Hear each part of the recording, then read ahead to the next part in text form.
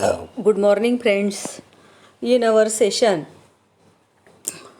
we have learned to study the chapter number 5, substances in our surroundings, their states and properties. विद्यार्थी मित्रांनो, आजच्या video तासिकेमध्ये आपल्याला धडा 5वा जो आहे आपला पदार्थ सभोवतालचे अवस्था आणि गुणधर्म याचा अभ्यास करायचा आहे. सबस्टन्सेस इन द सराउंडिंग्स म्हणजे आपल्या सभोवतालचे पदार्थ. Their states and properties. States म्हणजे अवस्था आणि प्रॉपर्टीज म्हणजे गुणधर्म. Name the solid, liquid and gaseous states of water. बघा, मागच्या वर्षी तुम्ही शिकलेले आहे. कॅन यू रिकॉल म्हणजे तुम्हाला थोडं काही आठवतं आहे का किंवा आठवण्याचा प्रयत्न करा. Name the solid, liquid and gaseous states of water. आठवतं आहे का काही? पाण्याच्या 3 अवस्थांची जी नावं आहे, स्थायू, द्रव आणि वायू, ह्याच्या पाण्याच्या 3 अवस्था आहे, स्टेट्स आहेत. याचे नावं कोणकोणते आहे बघा, सॉलिड, लिक्विड आणि गॅसियस स्टेट्समध्ये. तर सॉलिड स्टेट्स असेल बघा, पाण्याची सॉलिड स्टेट म्हणजेच काय, आईस, बरोबर, बर्फ. त्याच्यानंतर लिक्विड स्टेट म्हणजे वॉटर अँड गॅसियस स्टेट म्हणजेच काय काय व्हेपर, बरोबर. तर change of state of substances म्हणजेच काय, पदार्थाच्या अवस्था आणि अवस्थांतर. Change of state of substances म्हणजे पदार्थाच्या अवस्था आणि अवस्थांतर असा आपल्याला अभ्यास करायचा आहे बघा. Let us try this. Take pieces of wax in a bowl and heat them on a candle or spirit lamp.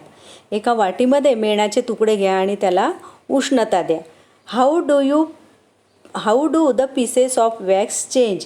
त्या मेणाच्या तुकड्यांमध्ये काय बदल होतो बघा. What was the initial state of wax. What did it get converted into. बघा, how do the pieces of wax change. जेव्हा तुम्ही त्या पीसेसला उष्णता द्यायला सुरुवात कराल, हीट द्यायला सुरुवात कराल, तेव्हा त्याच्यामध्ये काय बदल होतो किंवा काय बदल होईल.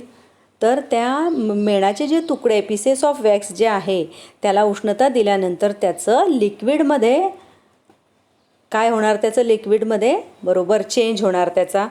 त्याच्यानंतर what was the initial state of wax. Yes, वॅक्सची इनिशियल स्टेट म्हणजे उष्णता देण्यापूर्वी कोणती स्टेट होती त्याची, बरोबर सॉलिड स्टेट होती. उष्णता मिळाल्यानंतर त्याची स्टेट लिक्विड स्टेटमध्ये गेला तो. What did it converted into म्हणजे त्याचं रूपांतर कशात झालं, अवस्थांतर कशात झालं, तर लिक्विडमध्ये झालं. Now keep the same bowl in cold water, what happens. आणि तीच वाटी त्या वॅक्सचं पूर्ण लिक्विड झाल्यानंतर ती वाटी जी आहे, ती बाउल जी आहे, ती थंड पाण्यात ठेवल्यानंतर व्हॉट हॅपन्स काय होईल, तर पुन्हा त्या लिक्विड वॅक्सचं सॉलिड वॅक्समध्ये रूपांतर होईल. तर असं का, किंवा हे when a substance changes from one state to another, the process is called change of state of the substance. When a substance म्हणजे जेव्हा एखादा पदार्थाची अवस्था बदलून तो दुसऱ्या अवस्थेमध्ये जातो, तेव्हा ती जी क्रिया आहे त्या क्रियेला म्हणतात, त्या पदार्थाचं अवस्थांतर म्हणजेच change of state of the substance. आता बघा, can you tell, read this list of substances. तुम्हाला एक सबस्टन्सेसची लिस्ट वाचून दाखवते मी. त्यातले त्याच्यानंतर त्याच्यावर जे प्रश्न विचारलेले आहेत त्याची उत्तरं तुम्हाला सांगायची आहे. Spirit, camphor, petrol, ghee, coconut oil, naphthalene balls, ammonium chloride म्हणजेच नवसागर म्हणतात त्याला. अमोनियम क्लोराईडलाच नवसागर म्हणतात. नॅफ्थॅलिन बॉल्स म्हणजे डांबर गोळ्या, कोकोनट ऑइल म्हणजे खोबरेल तेल, घी म्हणजे तूप, पेट्रोल म्हणजे माहिती आहे तुम्हाला, कॅम्फर म्हणजे कापूर आणि स्पिरिट म्हणजे स्पिरिटस म्हणतात त्याला मराठीत पण. Which ones freeze in winter. आता हे जे वरती पदार्थ दिलेले आहे बघा, या पदार्थांपैकी कोणते पदार्थ हिवाळ्यामध्ये गोठतात किंवा थंडीमध्ये गोठतात, सांगू शकाल तुम्ही, बरोबर सांगू शकाल. Ghee and coconut oil. In winter ghee and coconut oil freeze. Then second question, which liquid have you seen change into a vapour. हे जे लिक्विड आहे आता, स्पिरिट अँड पेट्रोल, हे लिक्विड आहे बघा. हे स्पिरिट आणि पेट्रोल याचं काय होते, वायूत रूपांतर होते म्हणजेच व्हेपरमध्ये रूपांतर होतं. And which solids directly change into the gaseous state. तर त्याचं आन्सर आहे बघा, camphor, naphthalene ball and ammonium chloride. बघा तुमच्या घरातलं दैनंदिन उदाहरण आहे कॅम्फर. कॅम्फरचे ते कॅम्फर जर तुम्ही अशा उघडं ठेवलं बघा किंवा नॅप्थॅलिन बॉल जर उघड्यावर ठेवले तर हळूहळू काही दिवसांनी त्याचा आकार, त्याची साईज लहान झालेली दिसते. म्हणजेच काय होतं बघा त्याचं, तर त्या सॉलिड स्टेटमधून डायरेक्ट त्याचं व्हेपर स्टेटमध्ये चेंज ऑफ द स्टेट म्हणजे रूपांतर त्याचं होत असते. What do we learn from this? मग याच्यावरून आपल्याला काय समजते, तर the state of a substance changes if it is heated or cooled. पदार्थाला उष्णता दिल्याने किंवा उष्णता काढून घेतल्याने त्याचं अवस्थांतर होते. The state of a substance changes केव्हा, if it is heated or cooled. पदार्थाची अवस्था केव्हा बदलते, जेव्हा त्याला उष्णता दिली जाते किंवा उष्णता काढून घेतली जाते. Every substance in our surroundings is found in either the solid, liquid or gaseous state. आपल्या सभोवताली आपल्याला जे पदार्थ दिसतात बघा ते पदार्थ स्थायू किंवा द्रव किंवा वायू स्वरूपामध्ये असतात.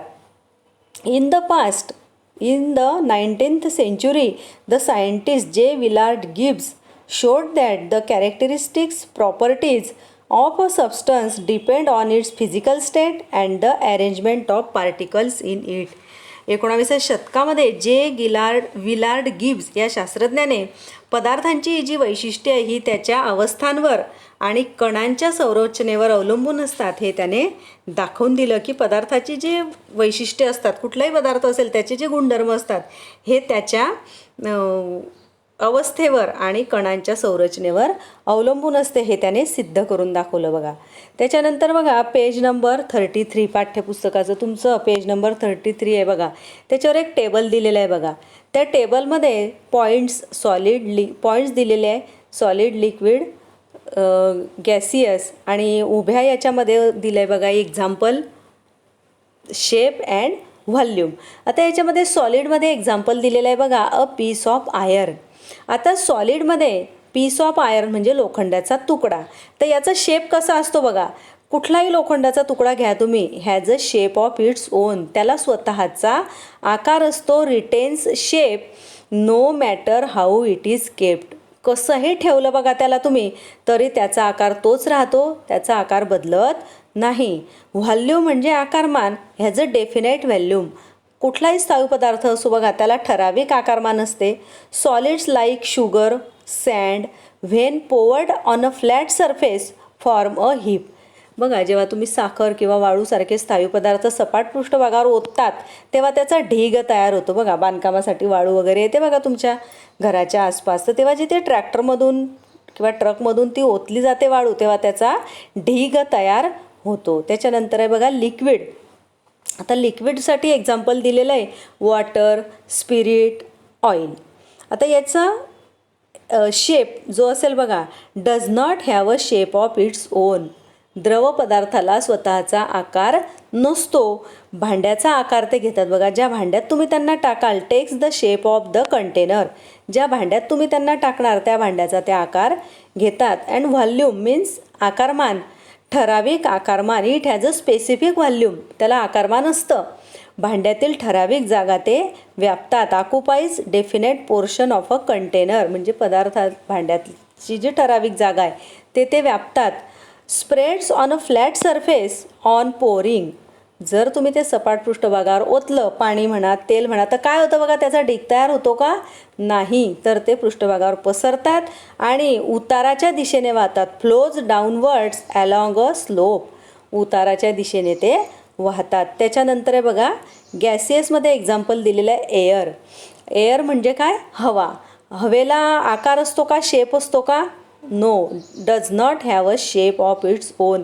हवेला किंवा वायूंना स्वतःचा आकार नसतो. Occupies all the available space. उपलब्ध असलेली सर्व जागा ते व्यापतात. आणि व्हॉल्यूम म्हटला तर does not have a definite volume. त्यांना ठराविक आकारमानसुद्धा नसतो. On changing the pressure on a gas in a close container it's volume also changes. भांड्यात बंदिस्त वायूवरील दाब कमी जास्त केला की त्याचं आकारमानसुद्धा कमी जास्त होते. आता याच्यासाठी एक उदाहरण बघा, तुम्ही बलूनमध्ये हवा भरता बघा, तर जेव्हा त्या बलूनचं जे माऊथ असतं ते माऊथ जर तुम्ही हळूहळू सोडलं बघा तर त्याचा आकार हळूहळू कमी होतो आणि पुन्हा जर त्याच्यात हवा भरली तर पुन्हा त्या बलूनचा आकार वाढतो. तर अशा प्रकारे वायूंना gases does not have a definite volume. On changing the pressure on a gas in a closed container, its volume also changes.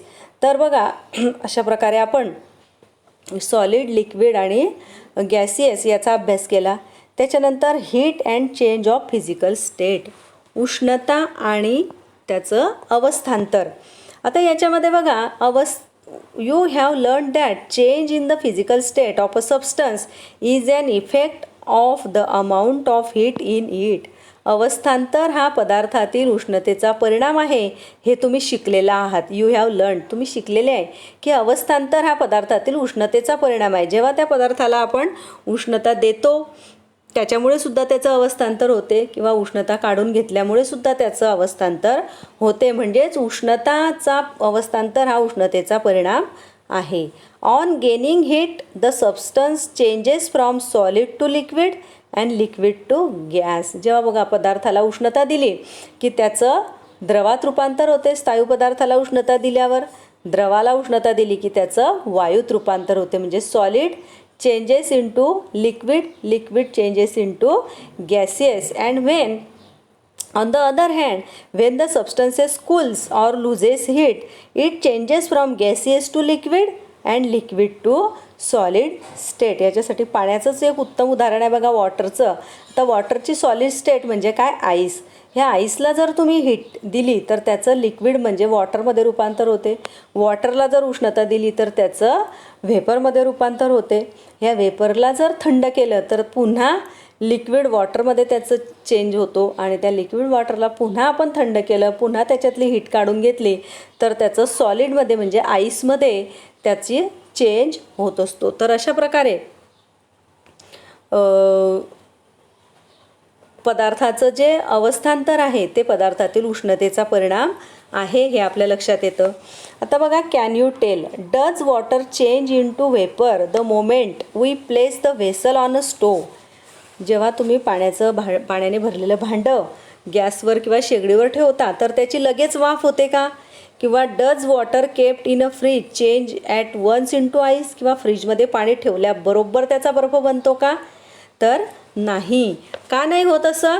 तर a specific amount of heat must be gain or lost before the state of substance can change.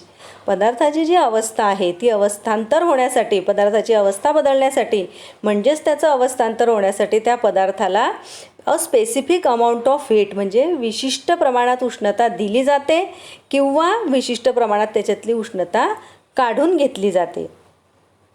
The change in physical state state is determined by how hot the substance becomes on gaining heat or how cold on losing heat. जर पदार्थाला उष्णता दिल्यावर तो किती गरम होतो किंवा त्याची उष्णता काढून घेतल्यावर तो किती थंड होतो यावर त्याचं अवस्थांतर डिपेंड करतं. The temperature and the thermometer. आता बघा, मी तुम्हाला सांगितलं की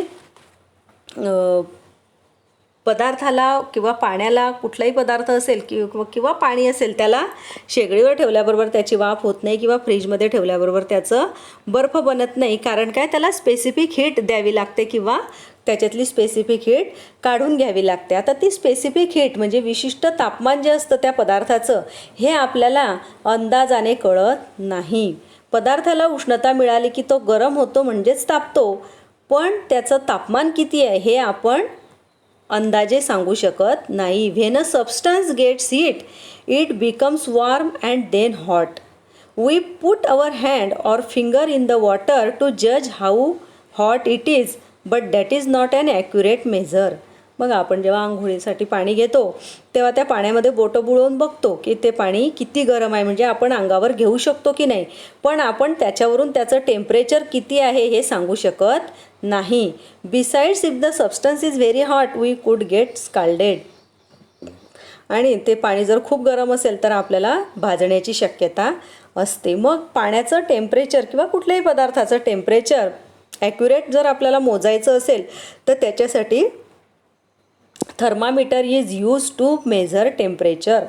थर्मामीटर म्हणजे तापमापी, तापमान मोजण्यासाठी वापरले जाते. Degrees Celsius is the unit of measuring temperature. Degree Celsius म्हणजेच अंश सेल्सिअस हे तापमान मोजण्यासाठी वापरतात. There are several types of thermometers available. आता वेगवेगळ्या प्रकारच्या तापमापी आपल्याला पाहायला मिळतात बघा. Nowadays digital thermometers are frequently use. आजच्या काळामध्ये सध्या डिजिटल तापमापीचा वापर मोठ्या प्रमाणावर केला जात आहे. तर बघा विद्यार्थी मित्रांनो, आपण आजच्या तासिकेला काय अभ्यास केला मग? तर change of state of substances, त्याच्यानंतर the state of substance changes if it is heated or cooled, त्याच्यानंतर सॉलिड, लिक्विड आणि गॅसियस याचा अभ्यास, या पदार्थाच्या ज्या स्टेट्स आहेत याचा अभ्यास केला. त्याच्यानंतर heat and change of physical state, उष्णता आणि अवस्थांतर याचा अभ्यास केला. त्याच्यानंतर the thermometer and the temperature and a thermometer याचा अभ्यास केला. आता तुम्हाला बघा वर्गपाठाच्या वहीमध्ये काय लिहायचं आहे? तर पेज नंबर 32वर बघा येलो चौकटींमध्ये बघा ते 2 पॉईंट्स लिहून दिलेले ते लिहायचे आहे. त्याच्यानंतर वरतीच पहिलाच प्रश्न आहे बघा, पाण्याच्या स्थायू, द्रव आणि वायू अवस्थांची नावे लिहा. ते मी सांगितले तुम्हाला, ते लिहायचे आहे. त्याच्यानंतर पेज नंबर 33वरचा जो वरचा टेबल आहे बघा, तो टेबल पण तुम्ही वर्गपाठाच्या वहीत लिहायचा आहे. त्याच्यानंतर त्या टेबलच्याच खाली बघा चेंजेस ऑफ स्टेट असं एक चौकट आहे, ती पण लिहायची आहे. आणि त्याच्यानंतर थर्मामीटरची जी डायग्रॅम आहे किंवा जी फिगर आहे ती सुद्धा तुम्ही वर्गपाठाच्या वहीमध्ये काढायची आहे. हा झाला तुमचा आजचा अभ्यास. पुढच्या तासिकेला आपण पुढच्या मुद्द्यांचा अभ्यास करणार आहोत. धन्यवाद.